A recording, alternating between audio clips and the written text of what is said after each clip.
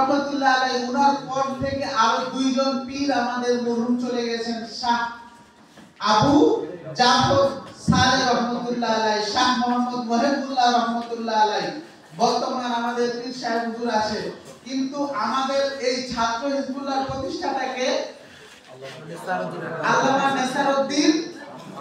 আহমদ রহমতুল্লাহ আলাইহি জিনার হাতে প্রতিষ্ঠান প্রতিষ্ঠিত হয়, জিনার হাতে কামিল পর্যন্ত প্রতিষ্ঠান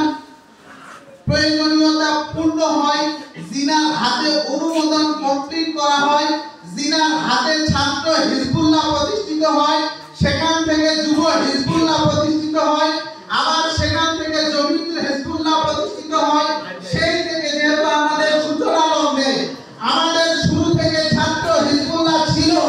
এবং আমরা শাহ নেসারউদ্দিন আহমদ রহমতুল্লাহ আলাইহির